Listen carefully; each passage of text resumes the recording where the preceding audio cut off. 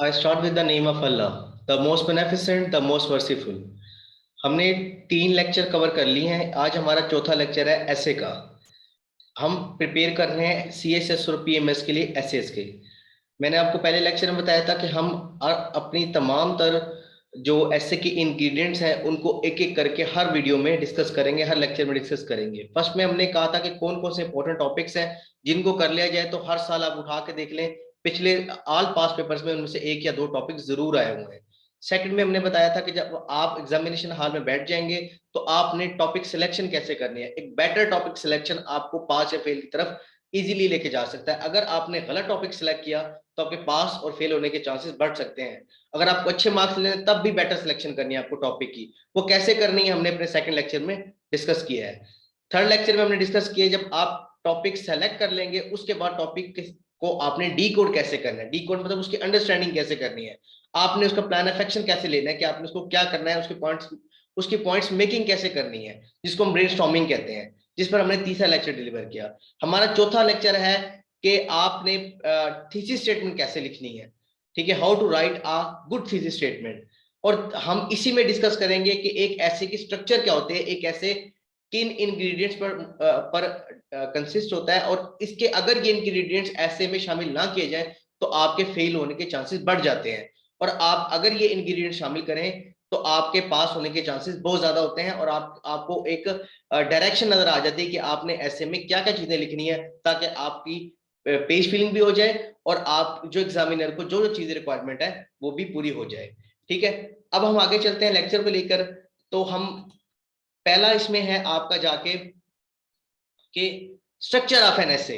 अब हम structure of an essay पर वर्क करते हैं तो उसमें सबसे पहले आप बनाएंगे आउटलाइन। और ये याद रखना, कुछ लोग प्रेफर करते हैं कि आउटलाइन बाद में बनाई जाए, लेकिन मैक्सिमम प्रेफर करते हैं सबसे पहले बनाई जाए। और आपको मैं मशवरा दूंगा कि आउटलाइन पहले ही बनाई जाए, बाद में आउटलाइन बिल्कुल ना बनाई जाए। ठीक है, जब आप ऐसे लिखने से पहले सबसे पहले आउटलाइन बनाएंगे। ये बहुत अजीब है कि आपने पूरा काम कर लिया, आप एंड में प्लान दे रहे हैं कि आपने किस प्लानिंग के तहत आपने पूरा ऐसे लिखने हैं। तो याद रखना, आउटलाइन बनानी है, सबसे पहले आपको आउटलाइन बनानी है। आउटलाइन में भी सबसे पहले आपको थीसिस स्टेटमेंट लिखनी है। वो कैसे लिखनी है मैं भी आपको इसी लेक्चर में आगे बता रहा हूँ कि थीसिस स्टेटमेंट कैसे लिखनी है, थीसिस स्टेटमेंट होती क्या है। ठीक है, उसके बाद आउटलाइन के बाद आपने इंट्रोडक्टरी पैराग्राफ लिखना है। आपको मैं यहाँ क्लियरली बता दूं कि इंट्रोडक्टरी पैराग्राफ वो फर्स्ट आपका इंटरफेस होता है जिसको देखकर वो आपको पास और फेल करने का सोच लेता है। आपको वो इंट्रोडक्टरी पैराग्राफ पढ़ता ही पढ़ता है, क्योंकि उसमें उसको हर चीज वो देखनी होती है जो उसको चाहिए होती है। वो आपके इसमें ग्रामर भी देखता है, वो उसमें आपके स्पेलिंग्स भी देखता है, वो उसमें आपकी रेलिवेंसी देखता है, कोहेरेंस देखता है। ठीक है, वो हर वो चीज देखता है जो उसको चाहिए होती है। वो उसको उसको फर्स्ट पैराग्राफ जो होता है इंट्रोडक्टरी पैराग्राफ, जो कि सबसे टफ पैराग्राफ होता है, उसको उसको हैंडल करना भी टफ होता है, क्योंकि वो आपका सबसे पहला आप जो उसको प्रोवाइड कर रहे हो रीडिंग के लिए वो आपका इंट्रोडक्टरी पैराग्राफ होता है। ठीक है, तो वो सेकंड नंबर पर लिखना है आपने। और वो कैसे होता है वो इसकी हम इसके बाद वीडियो वो ही बनाएंगे जिसमें हम लिखेंगे कि इंट्रोडक्टरी पैराग्राफ कैसे बनाते हैं। ठीक है, उस पर भी एक वीडियो आगे जाके बन रही है। फिर एक इसके बाद आप लिख सकते हैं एक्सपोजिटरी पैराग्राफ। इंट्रोडक्शन में आपने क्या क्या लिखना है, कैसे कैसे लिखना है इंट्रोडक्शन, वो मैं आपको पूरा एक इस पर लेक्चर डिलीवर करूंगा और एक आपको मॉडल दूंगा कि एक मॉडल के तौर पर आपको इंट्रोडक्टरी पैराग्राफ भी दूंगा, जिसमें आपको पता लगेगा कि एक इंट्रोडक्टरी पैराग्राफ अच्छा क्या होता है और उसको कैसे लिखा जाता है। मैं आपको एक मॉडल भी दूंगा इंट्रोडक्टरी पैराग्राफ का। एक्सपोजिटरी पैराग्राफ इंट्रोडक्टरी पैराग्राफ के फौरन बाद आता है। जैसे कि एक्सपोजिटरी क्या होता है कि अगर आपने डेमोक्रेसी पर लिखना है तो आपको वहां पर जो उसकी प्राइमरी इंफॉर्मेशन है डेमोक्रेसी की, वहां पर आप प्राइमरी नॉलेज जो आपको वहां पर शेयर करेंगे, उसमें आप जो उसने टॉपिक में नहीं भी पूछा एक पैराग्राफ उसमें बना सकते हो कि व्हाट इज डेमोक्रेसी। ठीक है, एवोल्यूशन ऑफ डेमोक्रेसी, ऐसा कुछ भी जो कि आप उसकी एक्सप्लेनेशन करना चाह रहे हैं बेसिकली।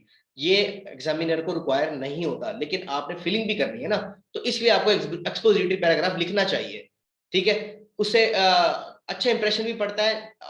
आल्दो ये एग्जामिनर ने पूछा भी नहीं होता, जैसे अगर वो पूछ ले डेमोक्रेसी होप्स एंड हर्डल्स, आपने फिर सिर्फ डेमोक्रेसी के होप्स एंड हर्डल्स लिखने हैं और कुछ नहीं लिखना, ना एवोल्यूशन ऑफ डेमोक्रेसी लिखना है, ना इंपैक्ट्स ऑफ डेमोक्रेसी लिखना है, कुछ ऐसी बात नहीं लिखनी सिवाय होप्स एंड हर्डल्स की। लेकिन एक्सपोजिटरी पैराग्राफ ये होता है कि वो आप उसमें बता सकते हैं, अगर आप चाहें तो उसमें आप डेमोक्रेसी को डिफाइन भी कर सकते हैं, आप डेमोक्रेसी का एवोल्यूशन भी लिख सकते हैं, कुछ भी लिख सकते हैं। ऐसा जो पैराग्राफ जो कि टॉपिक को डिफाइन करे वो एक्सपोजिटरी पैराग्राफ है। फिर उसके बाद आता है मेन बॉडी पैराग्राफ्स। आपने इंट्रोडक्शन लिखना है, एक्सपोजिटरी पैराग्राफ लिखना है, एंड में कंक्लूजन लिखना है। 3 पैराग्राफ तो फिर डन है। अब मेन बॉडी पैराग्राफ्स क्या है, वो आपने 14 to 18 मेन बॉडी पैराग्राफ्स लिखने हैं, ठीक है। इससे ज्यादा नहीं लिखिएगा। 21-22 पैराग्राफ का मतलब 21-22 पॉइंट्स आपके होंगे आउटलाइन में, ठीक है। रादर 3 निकाल लो, एक्सपोजिटरी का भी कोई आउटलाइन में कोई जिक्र नहीं होता, इंट्रोडक्शन का भी नहीं होता, उधर से कंक्लूजन का भी खास जिक्र नहीं होता। तो आपने जो पॉइंट्स बनाने हैं 18 पॉइंट्स बनाने हैं, जो कि बेसिकली मेन बॉडी पैराग्राफ के 18 पॉइंट्स होते हैं, जो कि आउटलाइन में बनेंगे। आउटलाइन मेकिंग कैसे होगी, इस पर भी एक लेक्चर में डिलीवर कर रहा हूँ। मेन बॉडी पैराग्राफ क्या होता है, इस पर भी मैं आगे एक लेक्चर डिलीवर कर रहा हूँ। अब आगे एंड में कंक्लूजन, वो 2 पैराग्राफ तो जरूर पढ़ता है ना, बाकी मेन पढ़ ले या एक्सपोजिटरी पढ़ ले या कुछ भी पढ़ ले, वो पढ़ता है इसलिए कि आपको कितने मार्क्स से पास करना है। अगर आपको उसने फेल करना है तो वो आपका इंट्रोडक्शन पढ़ के ही फेल कर देगा, आगे जाएगा ही नहीं, आगे पढ़ने की जरूरत नहीं पड़ेगी, वो आपको फेल कर देगा सिर्फ क्या, इंट्रोडक्शन पढ़ के।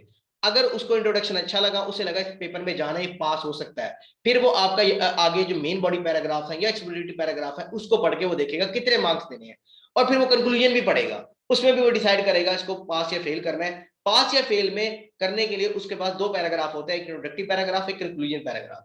उसको देख के वो पास तो फेल का फाइनल कर लेता है कि इसको पास करना है या फेल करना है। मेन बॉडी पैराग्राफ और एक्सपोजिटरी पैराग्राफ को देख के वो ये देखता है कि अगर इसको पास करना है तो कितने मार्क्स से पास करना है। अगर उसने फेल कर रहा हो तो वो आपको इंट्रोडक्शन और कंक्लूजन पढ़ के आपको फेल पास का डिसीजन कर लेता है, ये ध्यान में रखना। तो इसका मतलब क्या हुआ, हमारा इंट्रोडक्शन और कंक्लूजन बहुत इंपॉर्टेंट है, उसके बाद हमारा मेन बॉडी पैराग्राफ्स आते हैं। और आउटलाइन क्या होती है, आउटलाइन आप उसको बताते हैं कि ये आपका प्लान ऑफ एक्शन है, आप आगे जाके क्या क्या बातें डिस्कस करने लगे हैं। मैं आउटलाइन पर भी, इंट्रोडक्टरी पैराग्राफ पर भी, मेन बॉडी पैराग्राफ पर भी और कंक्लूजन पर भी, इन चारों पर different different lecture, separate lecture बना रहा हूं और वो आपके साथ शेयर किए हुए हैं मैंने, ठीक है। वो आप वहां से देख लें और वहां से आपको पता लग जाएगा कि इनको कैसे करना है। और इनको मैंने मॉडल के तौर पर भी दिया, एक मॉडल आउटलाइन दी है, मॉडल इंट्रोडक्टरी पैराग्राफ दिया है और मॉडल कंक्लूजन दी है, ठीक है। फिर आगे हम आते हैं कि अब आ जाता है थीसिस स्टेटमेंट। सबसे पहली बात है, कोई इसने नहीं कहा कभी कि थीसिस स्टेटमेंट लिखें या ना लिखें। अगर आपको लिखते तब भी ठीक है, अगर आपको डाउट है अपने थीसिस स्टेटमेंट तो जरूर, आपको कोई जरूरत नहीं है थीसिस स्टेटमेंट लिखने की, आप ये रिस्क मत लें थीसिस स्टेटमेंट लिखने का, ठीक है। अब क्या होती है कि थीसिस स्टेटमेंट क्या, अगर आप नहीं भी लिखेंगे तो कोई ऑफेंड नहीं करेगा उसको, वो आपको पास फेल में मसला नहीं करेगा, आई टेल यू, ठीक है। अगर आपकी थीसिस स्टेटमेंट बहुत अच्छी है तो आपको वो थीसिस स्टेटमेंट देख के एक अच्छा इंप्रेशन उसके ध्यान में आ जाएगा। अगर आपको डाउट है कि आपकी थीसिस स्टेटमेंट अच्छी नहीं बनी या आप नहीं बना पा रहे तो ये मत कीजिएगा, ना बनाइएगा। अगर उसे थीसिस स्टेटमेंट में आपकी गलतियां देख ली या उसको नजर आ गया कि आपको समझ ही नहीं आया कि टॉपिक उसने क्या पूछना चाह रहा है थीसिस स्टेटमेंट में, क्योंकि थीसिस स्टेटमेंट एक प्लान ऑफ एक्शन होता है, एक समरी होता है, थीम ऑफ द एसे होता है, डायरेक्शन ऑफ द एसे होता है। अगर डायरेक्शन ऑफ एसे ही आपने गलत ले ली तो वो आपको थीसिस स्टेटमेंट पढ़ के 2-3 लाइनें पढ़ के वो इवन मेन बॉडी पैराग्राफ में भी नहीं जाएगा, इवन इंट्रोडक्शन भी नहीं पड़ेगा जो पहला पैराग्राफ होता है ना, वो आपका कंक्लूजन पड़ेगा, वो आपको वहीं पास फेल कर सोच लेगा कि इसको पास करना है फेल करना है, क्योंकि आपने डायरेक्शन ही गलत ले ली।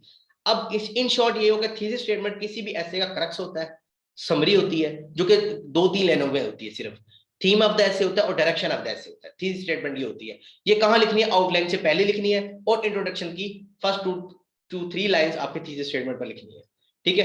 अच्छा, फिर आ जाता है अंडरस्टैंडिंग ऑफ द टॉपिक। आपके थीसिस स्टेटमेंट देखकर ही एग्जामिनर समझ जाता है, ये बेसिकली अंडरस्टैंडिंग एग्जामिनर के लिए होता है कि आपने टॉपिक को अंडरस्टैंड कैसे किया है, ठीक है। वो आपको थीसिस स्टेटमेंट पढ़ के आप उससे फाइनल हो जाएगा कि मुझे इसको पास करना है या फेल करना है, उसको समझ आ जाएगी कि आपको टॉपिक समझ आया कि नहीं आया। आप हम में से 40% लोग इसलिए फेल कर जाते हैं कि उनको टॉपिक ही समझ नहीं आता, वो थीसिस स्टेटमेंट पढ़ के जज कर जाता है कि इसको टॉपिक समझ आया या नहीं आया, और इसी तरह वो आपको फेल कर देता है या पास कर देता है। अच्छा, अब as a feminism is not really a third world issue, ये बड़ा एक कंट्रोवर्शियल ओपन एंडिंग सा एक टॉपिक है। इसकी डिफरेंट इंटरप्रिटेशन बन सकते हैं और डिफरेंट इसके प्लान ऑफ एक्शन हो सकते हैं। अब ये ऐसा टॉपिक है जिसमें डिफरेंट इंटरप्रिटेशन बन सकती हैं। अब एग्जामिनर पूरा तो नहीं पढ़ने लगा ना, जो आपका चेक है वो पूरा तो नहीं पढ़ने लगा कि मैं पूरा पढ़ूं फिर इसको देखूंगी इसने क्या टेक लिया, वो आपका थीसिस स्टेटमेंट देखेगा, उसमें से पता लगेगा कि उसने कौन सी इस टॉपिक की क्या इंटरप्रिटेशन, इसको कैसे इंटरप्रेट किया है और कैसे इंटरप्रिटेशन इसलिए ली है इस टॉपिक की, उसी को देख के वो आपको समझ जाएगा कि मुझे किस जिसे कहते हैं लेंस से चेक करना है ऐसे को, ताकि मैं इसको पास करूं या फेल करूं, ठीक है। तो अब इसकी काफी सारी इंटरप्रिटेशंस बन सकती हैं, वो मैं आपको पिछले 1-2 लेक्चर में इसी की इंटरप्रिटेशन पर वर्क कर चुका हूं, मैंने आपको टॉपिक सिलेक्शन में इस पर बताया हुआ है, ठीक है, आप वहां से देख लें। अब आ जाता है कि थीसिस स्टेटमेंट में एक और जो सबसे इंपॉर्टेंट चीज होती है वो स्टांस लेना होता है, कि आपको स्टांस लेना है, एग्री या डिसएग्री करना है। जैसे आप कह सकते हैं कि ये इसमें दिया है democracy and illiteracy do not move together. आप इसको एग्री भी कर सकते हैं, डिसएग्री भी कर सकते हैं। आप कह सकते हैं democracy and illiteracy move together. आप ये भी कह सकते हैं they do not move together. Agree या डिसएग्री करना भी थीसिस स्टेटमेंट में आप उसको बता देते हैं कि मैंने इसमें एग्री किया या डिसएग्री किया है। ये भी थीसिस स्टेटमेंट में आप बता देते हैं। थीसिस स्टेटमेंट इसलिए भी होती है कि आप स्टांस ले सकें। फिर लेंथ कितनी होगी, 1 से 3 सेंटेंस की होगी। 1 to 3 सेंटेंसेस से ज्यादा आपने थीसिस स्टेटमेंट नहीं लिखनी। ये ना कि आप पूरा वहां पर एक पैराग्राफ लिखते हैं, ऐसा नहीं करना। प्लेसमेंट इसकी क्या है, आपने क्या करना है, in the start of the outline, आपने आउटलाइन के स्टार्ट में लिखनी है, और दूसरा आपने का जो इंट्रोडक्टरी पैराग्राफ है उसके स्टार्ट में, ये दोनों जगह लिखनी है। समटाइम्स कुछ लोग प्रेफर करते हैं कि आपने जो आपके की थीसिस स्टेटमेंट है वो आपने in the end of the introductory paragraph, ठीक है। कुछ लोग कहते हैं कि वहां लिखनी है, कोई ऑफेंस नहीं है, उसको कोई तंग नहीं करेगी ये बात एग्जामिनर को, चेकर को। आप लिख देना एंड पर, लिख देना, कोई इशू नहीं, इस पर कोई इतना कोई परेशानी वाली बात नहीं है। आपको अच्छा लगता है तो आप इंट्रोडक्शन के स्टार्ट में लिख दें, आपको नहीं लगता तो आप इंट्रोडक्शन के एंड में लिख दें, आप नहीं लिखना चाहते तब भी ठीक है। ठीक है, अगर आप यू आर श्योर, आपको पता है आप थीसिस स्टेटमेंट अच्छी बना सकते हैं, आपको अच्छे मार्क्स ले रहे हैं, तो थीसिस स्टेटमेंट जरूर लिखिएगा। अदरवाइज अगर आपको डाउट हो तो बिल्कुल मत लिखिएगा थीसिस स्टेटमेंट। ठीक है, अब एक मॉडल थीसिस स्टेटमेंट होती कैसी है वो मैं आपको बता देता हूं। जैसे अभी पीछे हमने टॉपिक डिस्कस किया, democracy and illiteracy do not move together. ठीक है, अब हम इस पर देखते हैं कि हम एक मॉडल थीसिस स्टेटमेंट कैसे हो सकती है। Democracy and illiteracy do not move together since the latter hinders the fulfilment of the farmers prerequisites. Illiteracy limits the citizens' informed decision making, rationality, and awareness of constitution. While these are the core values of democratic system. अब देखें, ये thesis statement एक model thesis statement है। आप यहां से खुद evaluate कर लेंगे कि एक थीसिस स्टेटमेंट को बनाना कैसे है। ठीक है, इसको देखकर आप अपनी थीसिस स्टेटमेंट सेट कर लें कि उसमें कितने सेंटेंस होने चाहिए, कितनी लेंथ होनी चाहिए उसकी, कितने वर्ड्स होने चाहिए, और उसमें हमने कैसे बात करनी है, कैसे थीसिस स्टेटमेंट बनानी है, ये आपको अंदाजा हो जाएगा इसको देखकर। अब यहां तक हमारे आज डिस्कस हो गए थीसिस स्टेटमेंट कैसे बनानी है, और एक ऐसे का स्ट्रक्चर कैसा होता है, मतलब एक ऐसे के एसेंशियल इंग्रेडिएंट्स क्या हो सकते हैं। ठीक है, तो उम्मीद है आपको लेक्चर समझ आया होगा, नहीं आया होगा तो आप मुझे टेक्स्ट कर सकते हैं व्हाट्सएप पर। तो अपना ख्याल रखिएगा, अल्लाह हाफिज।